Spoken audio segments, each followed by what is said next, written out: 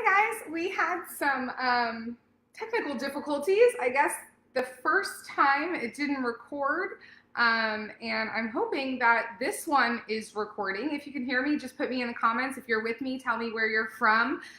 Put your name, put your where you're watching from in the comments. Tonight, what I want to talk about is legacy. Some of you may have seen my post from this weekend. I got to go spend the weekend, much deserved, with some wonderful friends in Scottsdale, Arizona, and I got to do some hiking.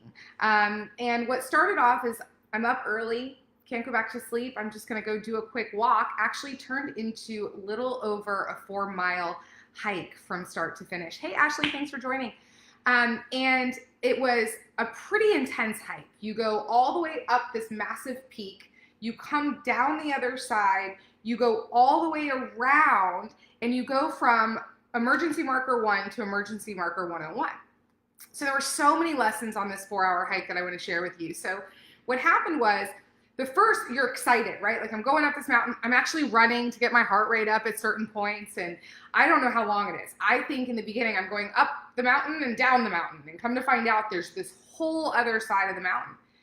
So at about marker 50, I asked some couples, I asked a man, I say, how far is it? And he goes, well, look over there. You see that mountain over there? You're going to go up that trail. And so you're about halfway.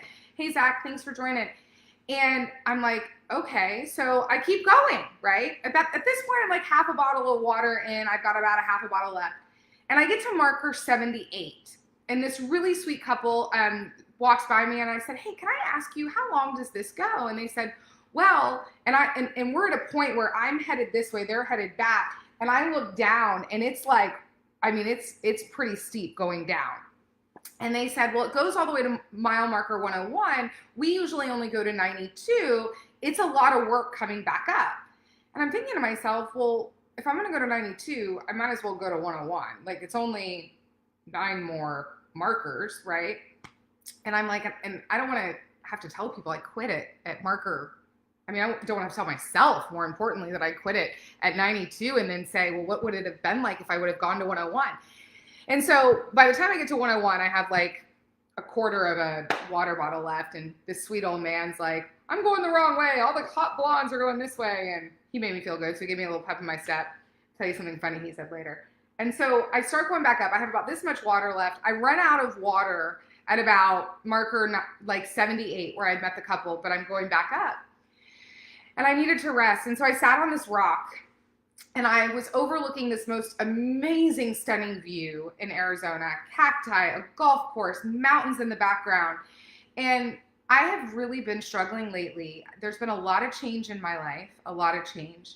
And quite a few, you'll hear more about that in the coming weeks as I start to talk about it. I'm also writing a blog, so a lot of it's going to start coming out on the blog to later write a book, which I'm really excited about. So I've really just been questioning, like, what legacy can I leave in what I do every day? A lot of you may not know what I do, yet our team actually we help people find jobs, and we help small business owners, primarily real estate. We're actually starting in the medical and legal field. We help business owners find support staff and find leadership and sales positions. So we actually are matchmakers, but in the job industry, and it's really fulfilling. It's really fulfilling. Yet I couldn't figure out how that would tie into a legacy. And so I'm sitting on the side of this mountain, and all of a sudden it comes over me like this massive wave, guys, and I just start bawling like a baby on the side of this mountain. And what I realized is that not only can I leave a legacy for myself and what I'm doing, and for the people that I get the pleasure to work with every day, I can leave a legacy for my mom. And what came, and for those of you that don't know my mom, I was raised by a single mom. I'm an only child. She's the most amazing thing in my life. She is my best friend. She is my everything. I actually pay her to be my mom now. There's no one better to be my mom. I fought it for a long time, but she loves me and I love her. And we just have a really great, strong relationship. And she now, when I guess I should clarify that. When I tell you that I pay her to be my mom, she's my personal assistant now. So she takes care of me, and maybe that's why I'm still single. I don't know, but it works for us. And so I'm sitting there, And it comes to me. So my mom in 1985, she was 30 years old.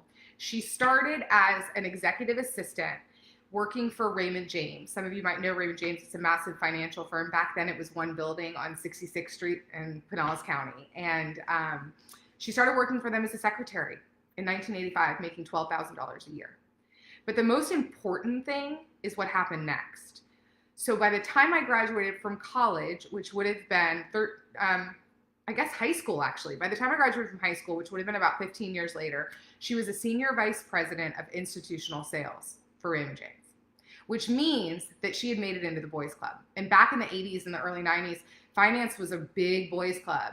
And my mom worked her way up from a secretary to being one of the boys and being this massive vice president. Her clients were hedge funds and mutual funds. And if you've ever watched the show Billions, Billions was actually written about and modeled off of one of my mom's clients. Won't tell you who because I don't want to get into a lawsuit. May not, but I don't want to try.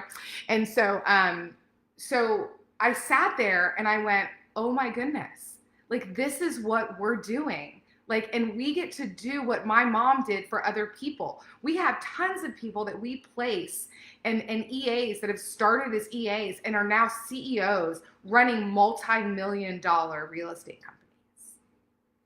And it was like, it hit me square between the eyes. And I'm like, not only by building this company, am I leaving a legacy for myself that I can help all these others and for my team members, I'm also leaving a legacy for my mom that people can do exactly what she did.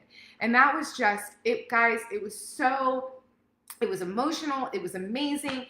And what I realized through that and why I've been struggling is because I haven't slowed down long enough to really be ready to accept the clarity that I needed in order to come to discover and hear what my legacy is, right? I believe in God. Some of you might believe in the universe. God speaks to me. I believe that he's the all-knowing. And by me stopping and sitting down long enough to seek the clarity and seek his face, he gave me the message.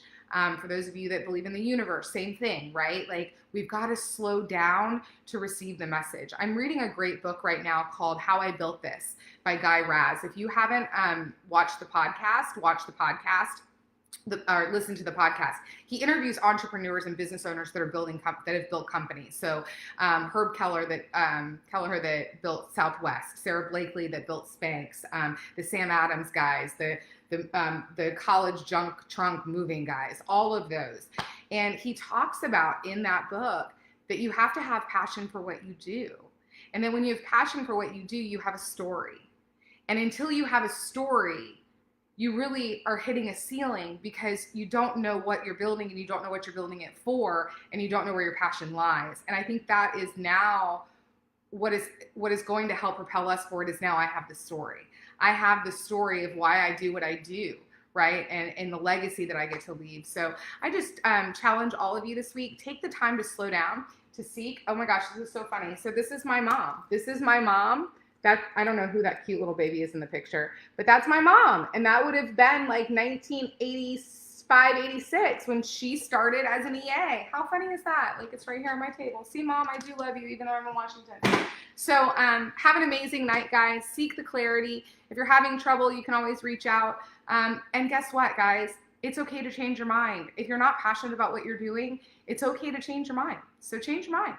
Talk to you guys next week. Bye.